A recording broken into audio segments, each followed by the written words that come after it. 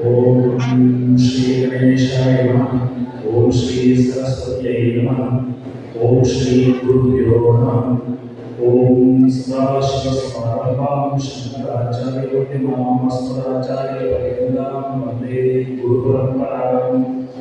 ओम कार्तिकेयाय विद्महे शक्तिग्रस्ताय धीमहि तन्नो प्रचोदयात्। ओम शांति शांति शांति। எல்லாம் வல்ல இறைவனுடைய பாதார நிலையை பணிந்து கொண்டு இன்றைய புதன்கிழமை நன்னாளிலே இலங்கை பார்வையற்றோருக்கான அறக்கட்டளை நிலையம் முன்னெடுத்திருக்கின்ற 2022ஆம் ஆண்டுக்கான சர்வதேச மாற்றுத்திறனாளிகள் தின நிகழ்விலே இங்கே ஆசி வளர்ந்த வருகின்ற அன்பிற்கும் மதிப்பிற்குரிய யாழ் மறை மாவட்ட குருவினர் அருட்தந்தை ஜெபர்தம் அடிகளார் அவர்களே, இன்றைய இந்த விழாவுடைய தலைவர் இலங்கை பார்வையற்றோருக்கான அறக்கட்டளை நிலையத்தினுடைய தலைவருமாகிய திரு துரைராஜா ஸ்ரீ ஜெயராஜா அவர்களே, இன்றைய விழாவுக்கும் பிரதம விருந்தினராக இங்கே வந்து சிறப்பித்துக் கொண்டிருக்கின்ற வடமாகாண பிரதம செயலாளர் திருமதி தனுஜா முருகேசன் அம்மையார் அவர்களே, ஏனைய சிறப்பு விருந்தினர்களே, கௌரவ விருந்தினர்களே, இங்கே வருகின்ற பெரியோர்களே, இளையோர்களே, அனைத்து உறவுகளே, உங்கள் அனைவருக்கும் அடியேனது பணிவான வணக்கத்தை தெரிவித்துக் கொண்டுள்ளேன்.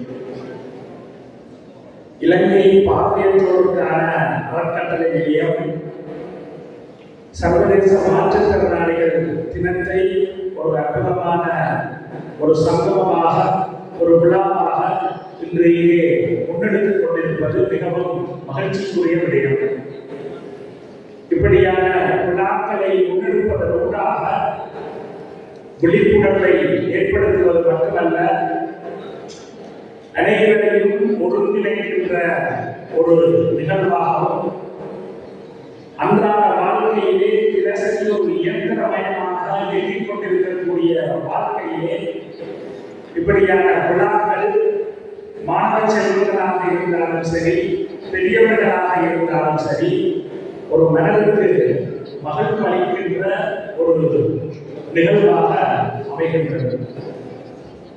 அது மட்டுமல்ல, இலங்கை பார்வையற்றோருக்கான அறக்கட்டளை நிலையத்தினுடைய செயற்பாடுகளை வெளிப்படுத்துவதற்கும், அனைவருக்கும் அந்த செயற்பாடுகளை பற்றிய செய்திகளை முன்னெடுப்பதற்கும் இப்படியான நிகழ்வுகள் அவசியமாக அமைகின்றன. அந்த வகையிலே முதற்கண் இலங்கை பார்வையற்றோருக்கான அறக்கட்டளை நிலையத்திற்கு வாழ்த்துக்களையும் இறை ஆசீர்வாதத்தை பிரார்த்தித்துக் கொண்டு, இருக்கக்கூடிய உங்களிடம் ஒரு செய்தியை சொல்லி என்னுடைய ஆசீர்வாதத்தை நிறைவு செய்யலாம் என்று நினைக்கிறேன். ஒவ்வொரு மனிதனுக்குள்ளும் இருக்கின்ற ஆற்றலை அடையாளம் காணுவதற்கு, அதனை சிறப்பாக வெளிப்படுத்துவதற்கு மன அமைதி, மன ஒருமைப்பாடு மிகவும் முக்கியமானதாக இருக்கிறது. எந்த ஒரு மனிதனாலே மனதினை ஒருமைப்படுத்த முடியுமோ, எந்த ஒரு மனிதன் எந்த சூழ்நிலையிலும் மனம் தளராமல், அச்சப்படாமல், பதற்றப்படாமல் அந்த சூழ்நிலையை எதிர்கொள்ளக்கூடியவனாக இருக்கின்றானோ அவனே சாதனையாளர்.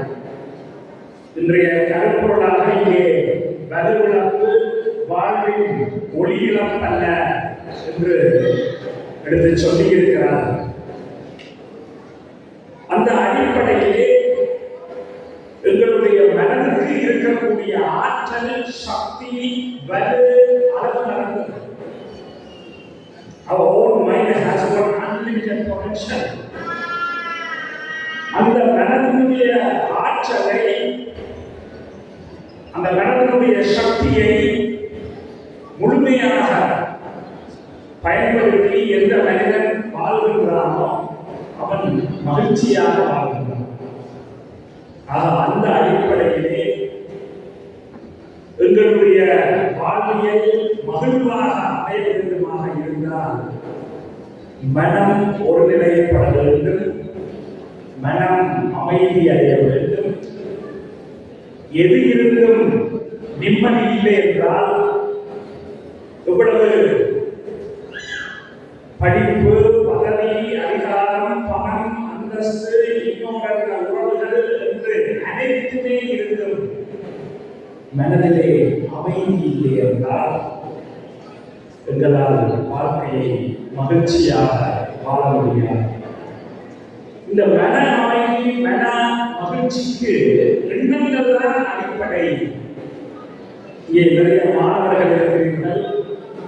என்னால் முடியும் என்று நீங்கள் நினைத்தால் உங்களால் முடியும். ஐயோ நாளோ என்னால முடியாது, எனக்கு ஒன்றும் சரி வராது, என்னாலே இயலாது என்றால் என்னாலே இயலாது.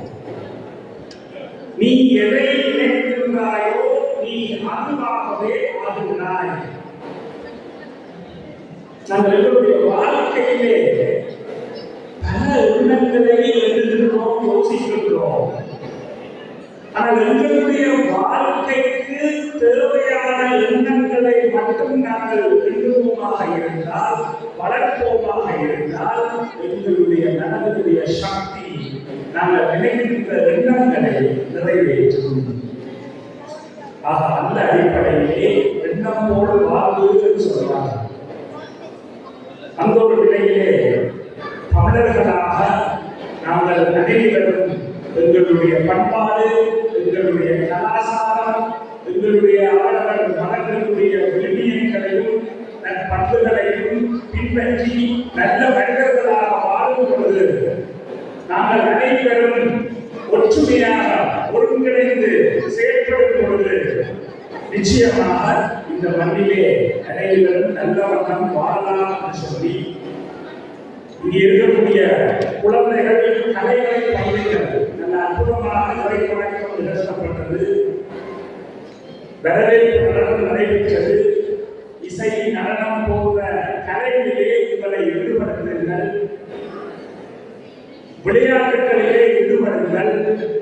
அதனூடாக உங்களுடைய மனதை மகிழ்ச்சிப்படுத்தி ஆற்றல்களை வெளிக்கொண்டு வாருங்கள்.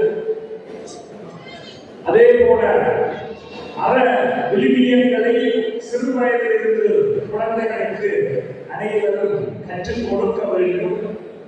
அறநெறி பாடசாலைகள், கலைக்கல்வி நிலையங்கள் ஊடாக சிறு வயதிலிருந்தே நல்ல பண்புகளை, நல்ல விடயங்களை எங்களுடைய மாணவர்கள் பயின்றால்தான் நல்ல பிரஜைகளாக, நாளைய சமுதாயத்தின் தலைவர்களாக அவர்கள் உருவாகுவார்கள்.